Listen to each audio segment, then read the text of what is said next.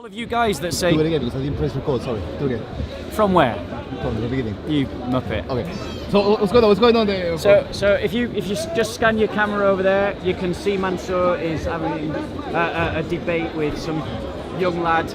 Probably doesn't know anything. Probably has got no apologetics or any kind of teaching. I don't know if he's a Christian or not. Yeah. But the thing is, that's the tactic. The Muslims keep saying in the comment section, why don't you go debate the Dawah team? Yeah. We do when they run away. And then they go up and they go after young impressionable people who have no ability to debate. So there's your Dawah team, ladies and gentlemen. There's your Lions of Islam feeding on cubs. You know? By contrast, we Christians like Hatun and myself, we go after your Dawah team. And they run from us all the time. Hashim runs, Shamsi runs, Mansour runs, Hamza runs. Yahya doesn't run. I give it to Yahya, he doesn't run. He loves the camera too much. So I want to do a talk. Ladies and gentlemen, upon what it means to have a civilization. I want to do a talk about what it is to have a civilization. A civilization is the fruit of the ideas that express themselves in terms of the composite of a society, in its art, in its law, in its music, in its institutions, in its philosophy, in its festivals, in its traditions, in its languages, in its inventions, in the things that it values and the purposes that it commits itself to. These are the expressions of the ideas that make up civilization. It is the composite whole of those things that is a civilization. Now, these matrices are guided and formed by what come before, what beliefs become before, what technology becomes before, what ability comes before, what wars occur, what economy is in place. These matrices that we spoke about that make up civilization, they are guided by and formed by technology, economy, war, and thus civilizations are something that emerge from the ideas that are interacting with, forming and being formed by technology, war and economy. And they express themselves through art, music, institutions, philosophy, festivals, traditions, languages, and what people value and so on. This is what a civilization is. A civilization is often something that is the possession of a people, of a tribe, or of a nation. However, these tribes, these kingdoms are like the fortress that a civilization is held within, like a cell wall that contains the DNA. It's transmitted from generation to generation. But the reality is that history shows that civilizations are not something that is linked to genetics, because civilizations change. Civilizations can be adopted. So for instance, civilizations can end. The Roman civilization ended in 1453 with the conquest and occupation of Constantinople by the Ottoman Turk. Western Christendom ended in 1648 with the Peace of Westphalia, when Reformed and Catholic Christians came to an accommodation with one another following a bitter civil war that killed 8 million Christians. The Ottoman Caliphate came to an end, and with it the Islamic civilization of the Turks ended in 1920, when, having been defeated by European powers, the Ottomans had a reaction and set their civilization in a new direction. a secular European one as opposed to the Islamic one that came before. So civilizations can end, but civilizations can also be adopted. They can also be made into, your civilization can also be imposed upon you. So for example, when the Muslims conquered Assyria, they imposed Arab Islam on the Assyrians, who had their own identity and their own culture. When the Muslims conquered and occupied Egypt, they imposed Arab Islam onto the Nubian Coptics of Africa.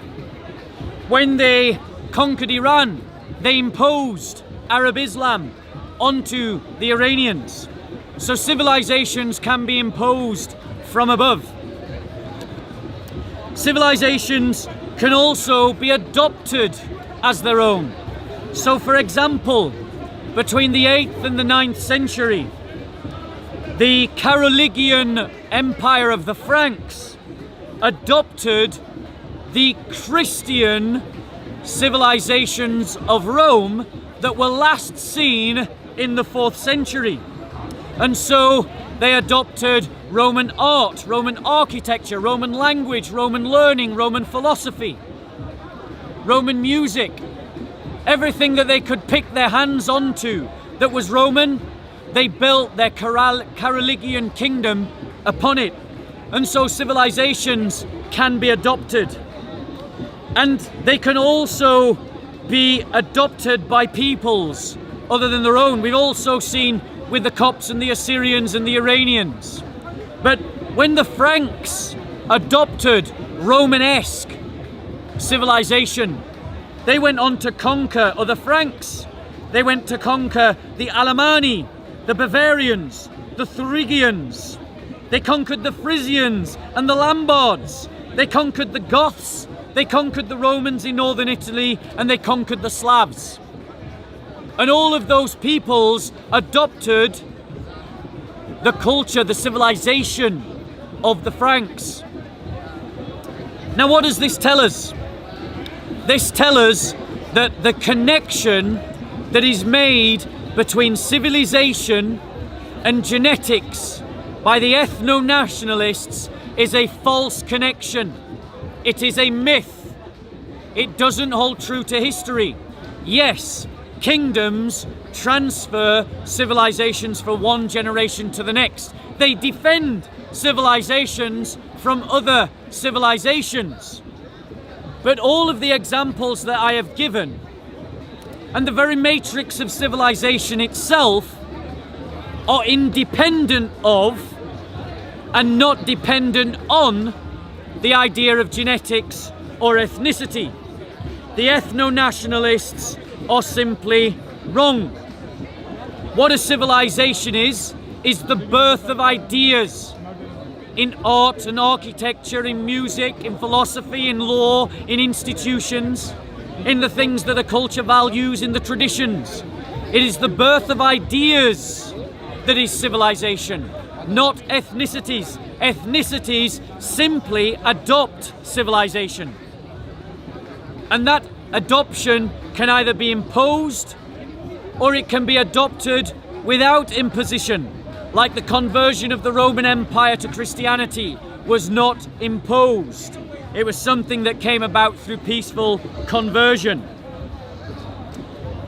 The French Revolution between the 1800s and the 1900s is another example of a civilization being imposed through force of arms. It overturned the ancien regimes and established a new normal between the 1800s and 1900s that we are living in today, a post-Christian society. European civilization has always been informed by Greek philosophy, Roman law, and Christian faith. It is these structures, these ideas that give birth to European civilization, not our ethnicities, not our biology, Africans, Nubians shared in Greek civilization because of Alexander the Great. Ethnicity and civilization are not the same thing. Genetics, therefore, are not the prerequisite of a culture. Ethnicities are not the prerequisite of a culture. The Austro-Hungarian empires were multi-ethnic empires, but they were a common civilization. The Arab civilization of Islam was not an Arabic civilization. Greeks contributed to it. Assyrians contributed to it. Persians contributed to it. Nubians contributed to it. It wasn't an Arab civilization. Thus, neither was the Christian civilization of the Franks. It wasn't a Frankish kingdom. There was something else that binded these people to get together. And in the terms of Christian Europe, it was their Christianity. In terms of the Arab Islamic Empire, it was Islam that was imposed above, and the dhimmis, who were seen as very separate, had to live a very separate life. Full rights only being bequeathed at the acceptance of Islam. And thus, when we think about preserving European civilization, we have to be careful not to fall into the lie of the ethno-nationalists. If there were 20,000 Nigerian Christians who absorbed the ideas of European Anglo-Saxon civilization, the beliefs of that civilization, the values of that civilization, and the traditions of that civilization, and the only thing that made them distinct, it would be fair to say that they are in harmony with European civilization. Now, I believe that European civilization is worth preserving. It is worth preserving. European civilization is the jewel of the world, and that is seen by the envy that the world has towards it. The fact that when the shit hits the fan, people from the Middle East don't run to the beauty of Saudi Arabia, they run to pagan England. Yeah. It's because pagan England, or Muslims, is more beautiful than Islamic Saudi Arabia. That's right. It's more beautiful than the Islamic Republic of Iran. That's right. It's more beautiful than the Islamic Republic of Sudan. Yeah. Islam has failed the Islamic world Why, Bob? because Islam has failed.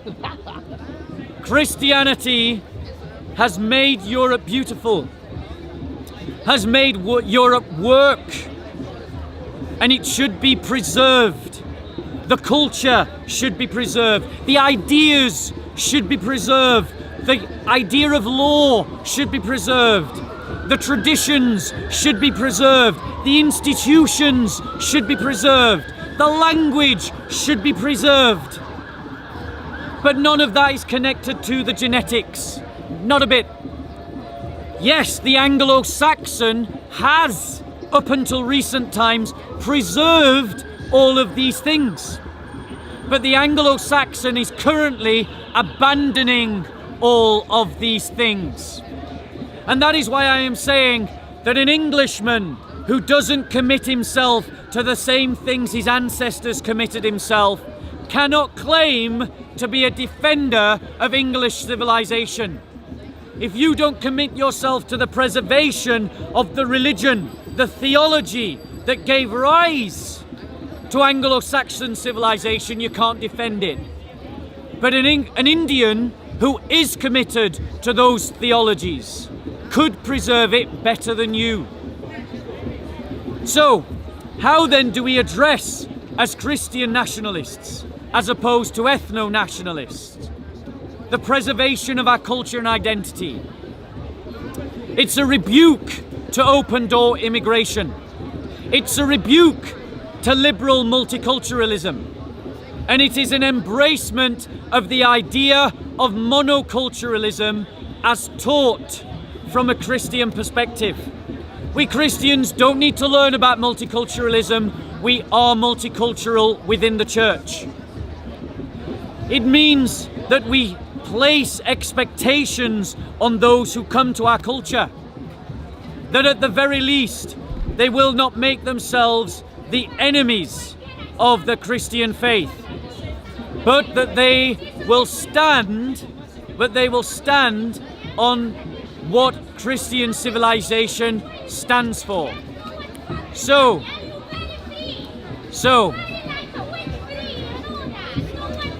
just bear in mind there's having a little squabble behind. Okay. What's going on? Look at the situation. She got Okay. pushed accidentally. Right, so guys, the point that I'm making to you is that European civilization is worth defending, but it isn't connected to genetics. It's just that the last inheritor of European civilization were those who lived here the longest, the European peoples. But if they disinherit themselves, they have no claim to European civilization. Thankfully, there are many Christians who are committed to defending European civilization, and I am one of them. I am one of them who is committed to defending everything that was born and formed by Christian theology. But I do not recognize an atheist or a pagan as sharing the same heritage as me. They don't share the same theology. They don't value the same things. They don't have the same philosophy. They would want to have different laws. And thus they can't claim to be on the same page as our ancestors in Europe. And so as Christians, what we must do is commit ourselves to the preservation of our Christian European identity.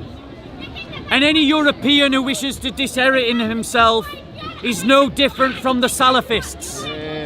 Is no different from the Muslims who want to change us, or the Marxists who want to change us.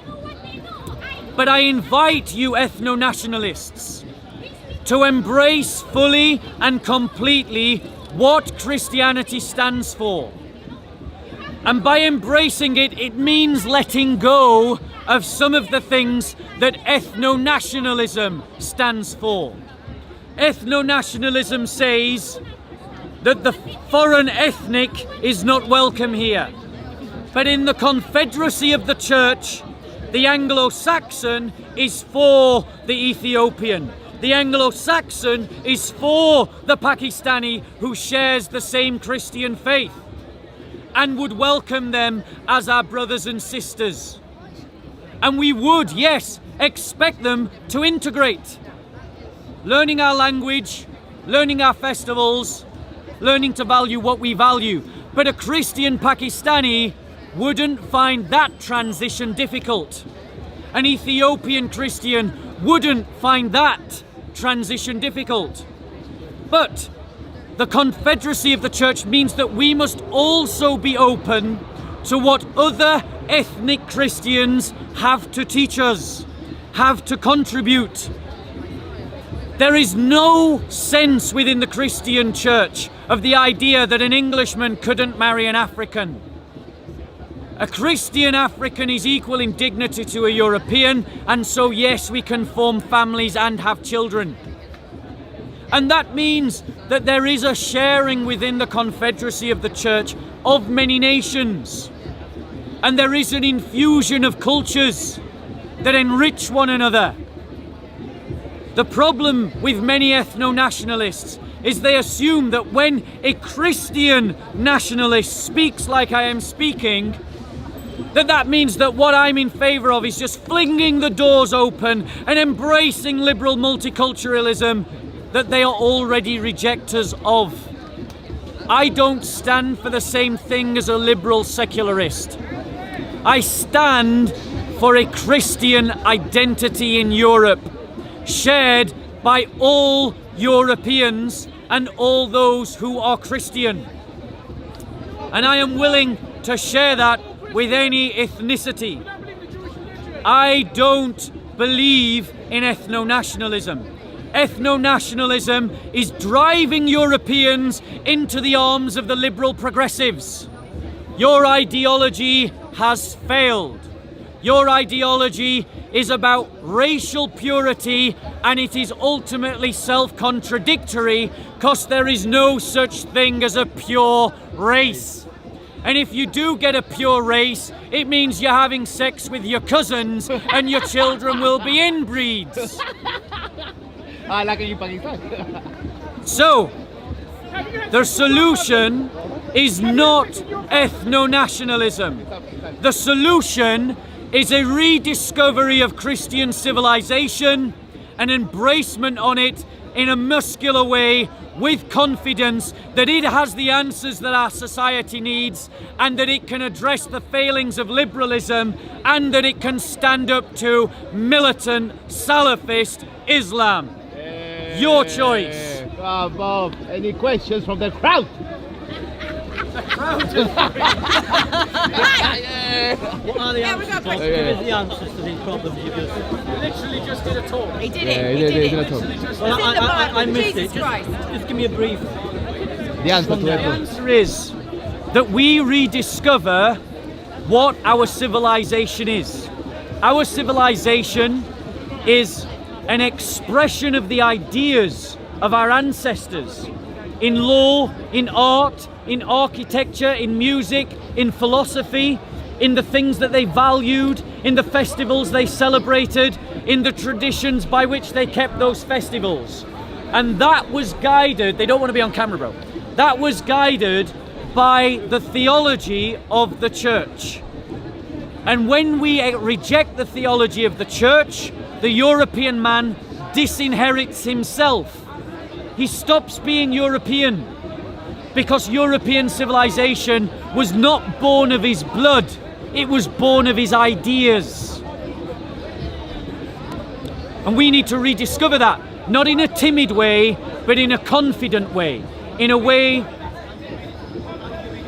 by learning our history, by learning the Bible, by identifying as Christians in the church. What age? We've got to teach it in our families. From the beginning, from birth. You've got to teach your children to love their civilization and have a knowledge of it. No, of course it isn't. We are. We're responsible because we've allowed others who have disinherited us to tell us what we should stand for. The government has the influence that we give them. We need to make a choice to stop listening to the elites and to rediscover for ourselves what it means to be Christian. That's what we need to do. And then we form a new kind of politics. And then we take over the government. And then we pass laws according to our beliefs and according to our civilization. Any more questions? Any more questions? Then do it, bro. Go. No, this is not the way of the Christian. What did he say? It never happened. He said it will never happen. Ah, okay. This is the counsel of the hopeless. 1 second, bro. Are you a Christian? Are you a Christian? Let me answer as a Christian. The brother says it will never happen. We had our chance. This is the counsel of the hopeless. We as Christians must operate from a place of hope. What does it mean to operate from a place of hope? It means that we act as if the thing that we are seeking to make real can be made real, even if we can't see it in the here and the now. We need to reorganize the way we do church. We need to rethink the way we do church. We need to rethink of our own identity, and we need to claim the history of the church as our own, the doctrines of the church as our own, the doctrines, the values of the church as our own, and then we need to give space for them to give birth to a culture, and then we need to defend that culture and demand that it has the rights to exist. And if that means conflict, it means conflict. Because Jesus said, I did not come to bring peace, but the sword. to turn father against son, mother against daughter, brother against brother, and sister against sister. Choose Jesus, not the EU. Choose Jesus, not the communists. Choose Jesus, not the government. And embrace your identity as Christians. Choose Jesus, not the ethnicity. How can a tribe say it's all about racial purity and then worship a Jew? It makes no sense. Unless, as proud Englishmen, as proud Saxons, we commit ourselves as disciples of Jesus and thus to the confederacy of the church. Praise the Lord. Do you support ensuring all the values? I try to in my life, yes. Yes. Romans 1:26. Romans 1:26. I'm not trying to. So what's the point of the question, sir? Just for- You don't want to move camera? So Romans 1:26 says this. For this reason, 27. God gave them over to degrading passions, for their women exchanged the natural functions for that which is unnatural. And in the same way, also the men abandoned the natural function of the woman and burned in their desire towards one another. Men with men, committing indecent acts and receiving in their own persons the due penalty of their error. What's the question? Think about it. Do I believe it? Yes, I do. Do you believe it? Yes, I do. Which church are you part of? The Christian church. There's only one church. Christian church. There's only one. Clergy are homosexuals. There's only one church. And yes, there are Christians who are homosexual. And that's the problem. That's not a- You've that's- already broken one of the true values of your. But your problem is you're assuming that what the priests do represents every Christian. That's a myth of your own making. You can't escape from that. He's a Christian. He's a Christian. He's a Christian. I'm a Christian. Just because there are some priests that sin doesn't mean that the faith that he has. No, listen to the answer, bro. Listen to the answer, bro. Listen to the answer, bro. That just because there are priests that commit sin doesn't invalidate the beliefs of all Christians. It just means that those priests have sinned and they need to repent. No, any good fellowship will excommunicate a priest who practices homosexuality. Have you done that? Have you challenged I am not. Yes, I do challenge them. I've just done it on camera. If you're a homosexual priest, leave the priesthood. Out. If you're a homosexual priest, stop practicing homosexuality. There you go. Just done it for you. Thank you. I really appreciate that. So take a step forward to Jesus, bro. Yeah. Go on, Me God. too. Take us. Yes, you do, bro. Now let's find a bass. Let's find a bus. Ah, bus. Okay. A bass. Wait, Bob. Can we find a bass?